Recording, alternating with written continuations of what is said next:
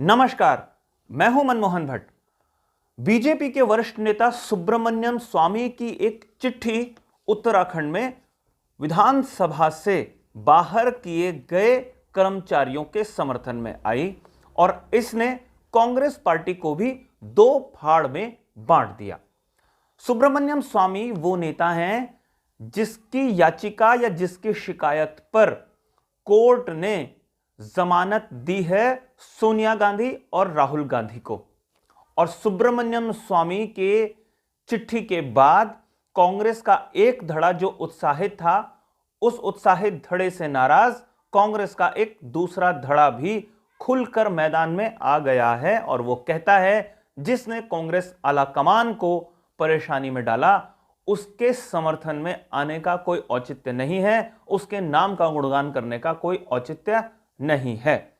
वैसे उत्तराखंड कांग्रेस के बड़े नेताओं के बीच की जुबानी जंग, मीडियाबाजी हमने खूब देखी है और उन बड़े नेताओं के समर्थकों का कांग्रेस के मुख्यालय में ही भिड़ते हुए देखने के चित्र और वीडियो भी खूब वायरल हुए हैं।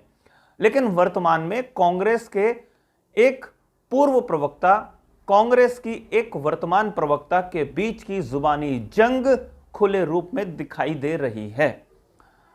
सुब्रमण्यम स्वामी ने एक चिट्ठी लिखी विधानसभा से जो बाहर हुए हैं कर्मचारी, उनके समर्थन में कि इन कर्मचारियों को बर्खास्त नहीं किया जाना चाहिए था। कन्फ्यूज कांग्रेस कभी उन युवाओं के समर्थन में खड़ी होती है जो निष्पक्ष परीक्षा की मांग करते हैं और कभी इन विधानसभा से बाहर किए गए कर्मचारियों के समर्थन में खड़ी होती है। वो इसलिए शायद क्योंकि कांग्रेस के कई नेताओं के बच्चे भी विधानसभा से बाहर हो गए हैं। ऐसे में जब सुब्रमण्यम स्वामी की चिट्ठी आई तो कांग्रेस का एक गुट खूब उत्साहित हो गया और उसने ऐसा माना कि सरकार को घेरने के लिए उसके पास एक रणनीति और बन गई है, उसको एक और मौका मिल गया है। सुब्रमण्यम स्वामी के समर्थन में भी कई तरीके की बातें कही जाने लगी और उसकी चिट्ठी को आधार बनाकर बीजेपी सरकार को घेरने की कोशिश की जाने लगी।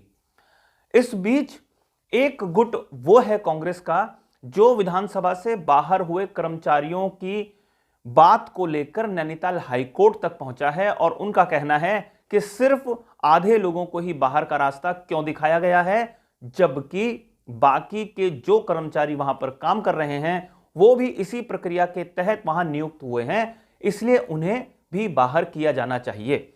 अभिनव थापर कांग्रेस के एक नेता हैं, वो इस बात को लेकर नैनीताल हाईकोर्ट में पहुंचे थे और उनकी याचिका पर नैनीताल हाईकोर्ट ने नोटिस जारी किया हुआ है उत्तराखंड सरकार को भी। पहला जो सुब्रमण्यम स्वामी जी ने हस्तक्षेप किया है इस मामले में, उनको मेरे को लगता है आधी अधूरी जानकारी है, शायद वो करते भी नहीं। उनको एक तो अपना पत्र वापस लेना चाहिए और दूसरा, जब तक ये विधानसभा भर्ती घोटाला जो हमने हाईकोर्ट में जनहित याचिका चल रही है, सरकार इससे भाग क्यों रही है? 8 हफ्ते में माननीय हाईकोर्ट ने कहा सरकार को जवाब देना, आज 12-13 हफ्ते हो गए, 11-12 हफ्ते हो गए, सरकार ने अभी तक जवाब का एक लाइन का कागज भी नहीं दिया।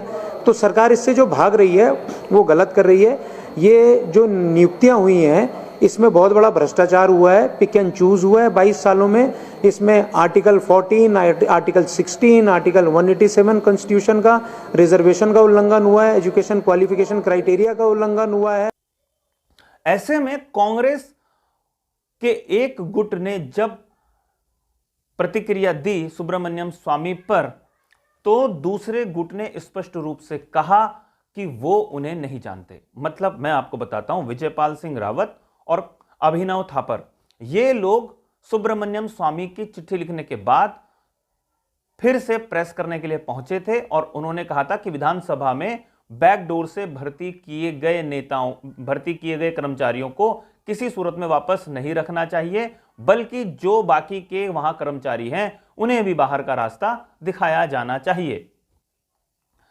इस बयान में उनके साथ विजयपाल सिंह रावत भी थे और गरिमा दसौनी जो इस समय वर्तमान में मुख्य प्रवक्ता हैं उत्तराखंड कांग्रेस की, उन्होंने यह बयान दिया कि वो नहीं जानती कि विजयपाल सिंह रावत या जिन लोगों ने प्रेस की है वो कौन है। दोनों बयान सुनिए, उससे अंदाजा लग जाएगा कि तल्खी किस हद तक उभरते नेताओं के बीच में भी होने लगी है।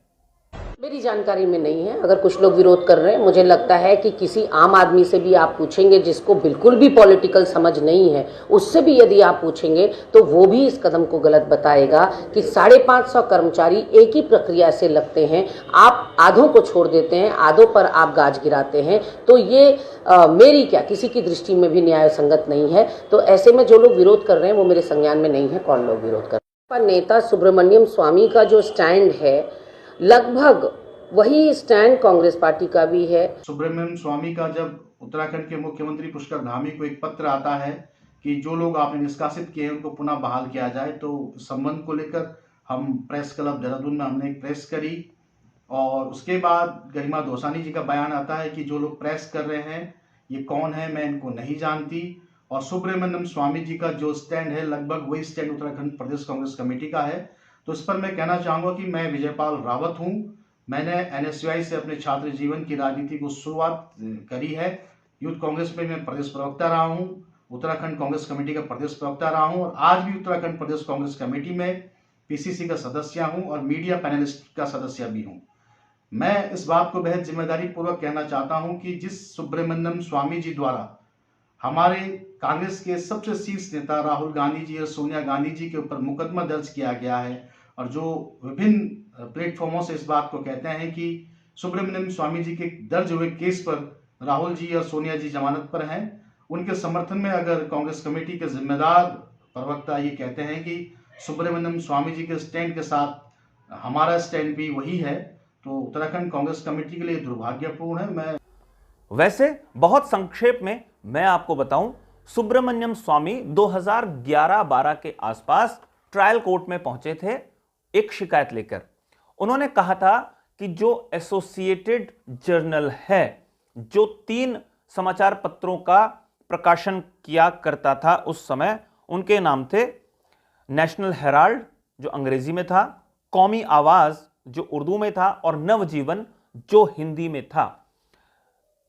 ये एसोसिएटेड जर्नल का अधिग्रहण किया एक कंपनी ने, उसका नाम था यंग इंडिया लिमिटेड। अब बहुत महत्वपूर्ण बात यहां पर यह थी कि सुब्रमण्यम स्वामी का दावा था कि यह गलत तरीके से अधिग्रहण हुआ है।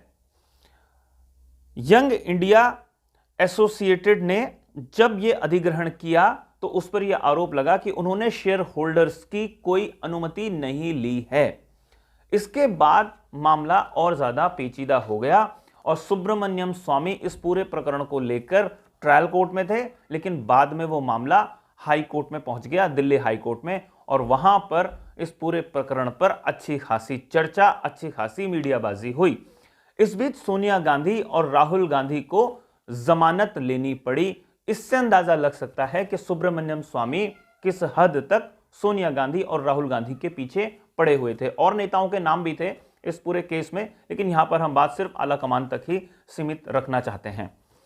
अब वही सुब्रमण्यम स्वामी बीजेपी से भी नाराज हैं और बीजेपी सरकार की फजीहत हो, इसलिए सुब्रमण्यम स्वामी अलग अलग ऐसे स्थानों को लेकर, ऐसे मुद्दों को लेकर या तो बयान देते हैं या चिट्ठियां लिखते हैं या ट्वीट करते हैं, जिससे बीजेपी नेतृत्व थोड़ा परेशान हो जाए। और सुब्रमण्यम स्वामी ने ऐसे ही एक मुद्दे को चुना, उत्तराखंड का। जब उन्होंने इस मुद्दे को चुना तो बीजेपी के भीतर तो कोई ज्यादा हलचल नहीं हुई, लेकिन कांग्रेस के भीतर हलचल हो गई है। अब यह देखना काफी महत्वपूर्ण होगा कि उभरते नेताओं के बीच की तलखी क्या शीर्ष स्तर पर जो कांग्रेस के नेता हैं वहां तक भी पहुंच पाती है, या यह मामला यहीं पर शांत हो जाएगा। वैसे कांग्रेस को यह जानना और समझना बेहद जरूरी है कि कौन सा मुद्दा उन्हें जनता के ज्यादा करीब रखता है। जैसे मैंने पहले ही बताया, एक बार कांग्रेसी नेता जाते हैं विधानसभा से बाहर किए गए कर्मचारियों के समर्थन में जो बैकडोर से भर्ती किए गए थे कि उन्हें वापस काम पर रख लिया जाए, और दूसरी बार जाते हैं जो निष्पक्ष परीक्षा कराने की मांग कर रहे हैं, आंदोलनरत जो बच्चे हैं, युवा हैं, उनके समर्थन में कि परीक्षा निष्पक्ष तरीके से होनी चाहिए। तो कांग्रेस को भी यह तय करना बेहद जरूरी है कि आखिर वो चाहते क्या हैं। साथियों, अभी के लिए फिलहाल इतना ही। अगली रिपोर्ट में आपसे फिर मुलाकात होगी, तब तक इजाजत दीजिए। नमस्कार।